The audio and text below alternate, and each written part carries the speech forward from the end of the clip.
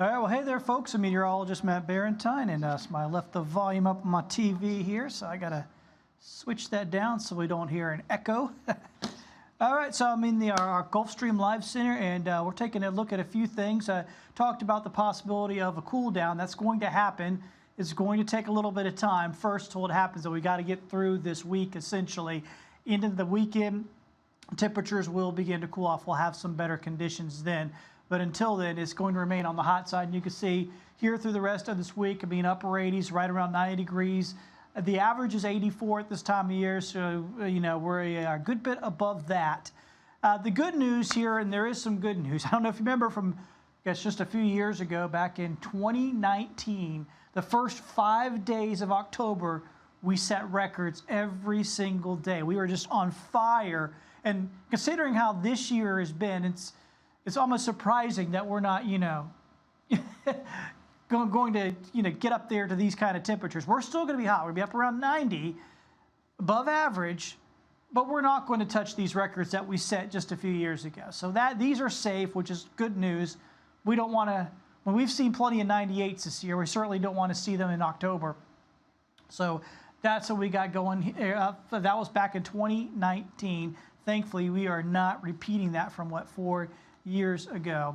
All right, and see, always something pops up in here. Sorry, every time I move away from the computer, there's like pop-ups all over this computer. All right, so I wanted to talk about this because we always want to when's that cool air coming in? Yeah, we're going to start seeing things change by this weekend. Here's how October goes when you just look at the averages. Obviously, we're above the average right now, but this is where we usually start on October 1st, 84, 64. 84 in the afternoon, 64 in the morning. By October 31st, the normals are 75 and 52. So there's a big turnaround by later in the month. So October's a month that changes. Now, there's a lot of ups and downs to go before you get there, but looking at what we're going to see in the long-range forecast, which I'll show in a minute, we will eventually see that cooler air beginning to move on in, at least some less hot air. I want to show you this too. This is really interesting, what's going on over in Louisiana. And we're in a drought right now, but it's even worse in Louisiana. In fact, these are the numbers. Got level 1, 2, 3, 4, 5 drought. Exceptional, 54%. So 54% of Louisiana right now is in an exceptional level 5 drought. Another 32% is in an extreme drought. So nearly the entire state, nearly 90% of the state is either level 4 or level 5 drought. What's happened in Louisiana, you've probably been hearing about this, is that the flow of the Mississippi River is really low because of that and because of droughts upstream as well. And saltwater, which is denser than freshwater, has begun to push up the Mississippi River here into the New Orleans metro area. And the reason why this is a really big deal is because their fresh water that they feed into their municipal systems are pipes that go right into the Mississippi River. And this wedge of salt water is coming up the river right now. And they can't do much to stop it. They're trying a few different things, but they can't really stop it. They can slow it down a little bit. It's what they've been able to do, but they can't stop it. And by October 19th, what day is today? The 2nd, so a little over 2 weeks, it'll hit St. Bernard Parish, and they'll have salt water going into their intake, so their freshwater intake. Sorry, once again, this thing popped up.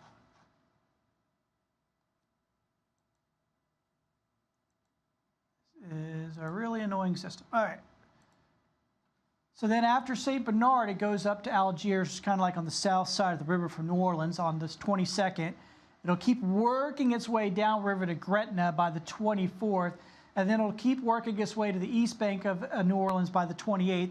And then after that, it'll continue its way into Jefferson Parish as well, the western suburb there of New Orleans. This is a big deal. It's going to cause major issues for these folks. Imagine this. For one, obviously the water becomes undrinkable, and once it gets enough salt in it, then that salt will start corroding pipes. And then think about your dishwasher, your washing machine, having to use salt water in those appliances. Obviously, it's going to have a detrimental effect on those household appliances. And the thing is, too, this is going to last probably at least a couple months. They need good rains basically turn the river back around and flush the salt water back out. Right now they're saying until at least January, and it could be longer than that depending on what happens with the actual rainfall. So it's a pretty bad situation there. So if you've been hearing about it, I just kind of wanted to give you an explainer, kind of give you an idea of what they're talking about over there in New Orleans. So if you go over there to visit, be aware of that folks are dealing with that here, with that saltwater intrusion. It's a pretty big deal, and it is a pretty big mess, like I said, for folks in Louisiana. All right, so back to your nowcast, what we're dealing with today. It's pretty toasty, 87 degrees. Remember, average high this time of year should be 84. It's 85 over in Pensacola. There's good news here, though. There's the dew points. They're in the 50s. So that means the air is really dry, and we don't have any issues with humidity, so we don't have a heat index on top of the warm temperatures. Clear skies, nothing but blue skies out there, no rain anywhere nearby, not even really any clouds nearby. You have to go pretty far south into the Gulf, have this easterly flow. It's just been really, really dry here over the last couple of days since the weekend. Futurecast, and I'll show it to you, but a few high puffy clouds, that's all. Maybe some showers over around New Orleans, not enough to break their drought, but a couple of showers at least, but nothing in our area. Things will be quiet through the day tomorrow. Here's your temperatures tonight, so you got some things to do here after work. It's going to be real comfortable, once again, with very little humidity, so if you need to go out and walk the dog before sunset, something like that, you should find pretty good conditions. Wake it up tomorrow morning here on your Tuesday, mid-60s, pleasant start, looking pretty nice to start the day. The afternoon, yeah, I've got 90s on the board for tomorrow. I'm fingers crossed, maybe it's the last 90-degree day of the year. It could be if we get there. Maybe we'll stop at 89, not even get to 90. Maybe we've already had our last 90 of the year. That would be nice. Over the weekend, we got to 92, I believe. So, and once again,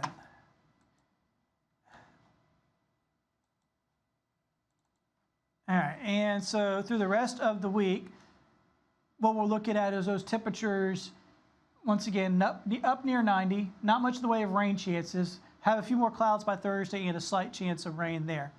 All right, in the tropics, we're watching Philippe, winds of 50 miles per hour. You might remember there's a storm called Rena as well. Well, what happened with Rena and Philippe, they decided to get too close together, and when they did, Philippe just tore apart Rena. Rena lost. And Philippe is the storm that's left over, right? And sometimes with those, we've had it happen a few times over the years. It's very rare, though. When two storms get close together, I know always people post on Facebook, oh, it's going to create one big superstorm. No, when they do that, they interact with each other, and they actually disturb each other's, circulations, and it weakens both of them. One of them flat out died. The other one still pretty weak, only 50-mile-per-hour winds. Now that Rena is gone, it's going to have a chance to start cranking back up a little bit, but we're still just talking about a Category 1 hurricane as it goes way off into the Atlantic. So no worries there. And the great news is no worries in our local tropical waters here in the Caribbean or the Gulf of Mexico. Nothing happening there. The model's not showing anything happening there anytime soon, so we are good out in the tropics as far as we are concerned.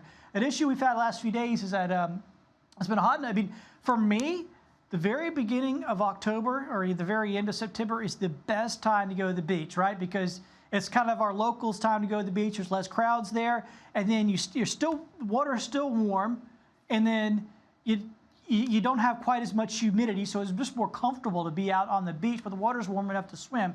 Last few days, though, we've had some pretty rough water. We get a good easterly fetch, a good easterly breeze. That really stirs things up with the rip currents, and that's why we've seen high rip current risk the last couple of days. It does come down to moderate Wednesday and Thursday, but I do want you to be careful if you're going to the beach. Check the local beach flags and just be wary out there. Anytime there's an easterly flow, that tends to make things, just because of the way our coastline is oriented, it tends to make things a little bit nasty in the surf zone. So just something to be aware of. All right, so I need to get you to some of the good stuff here. We've been talking about it a lot, that we are going to see a cool down. When is that going to happen? Well, we've got to get through the week first, okay? We've got to get through Friday. Then on Friday, a front's going to come through. Rain chance you see there, 30%, not great. So I know it's not a drought buster kind of front. But look at the weekend. We go from upper 80s to low 80s. And Sunday, we'll be real close to having an upper 70s day. We may get to 80 or we may get up to 78, 79 degrees, and that's it.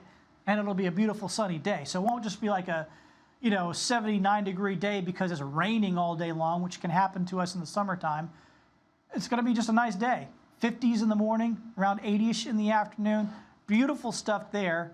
And let me do this. So you pull up the, because this is probably even more important. Like, yeah, this time of year we can get those little cool-offs, but what will sometimes happen is that the temperatures will just shoot back up after a couple of days of nice weather.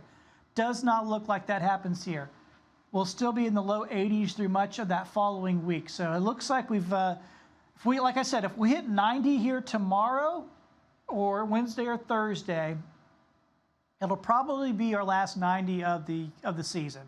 That's my thinking right now. Looking at the long range forecast, I don't see us bouncing back to being that hot. Now, yeah, we might get back to the mid-80s, but mid-80s are different than getting to 90. So, and once again, low humidities. The unfortunate thing I'm looking at in those long-range forecasts, rain chances still are not good. Our drought will still continue to be a problem.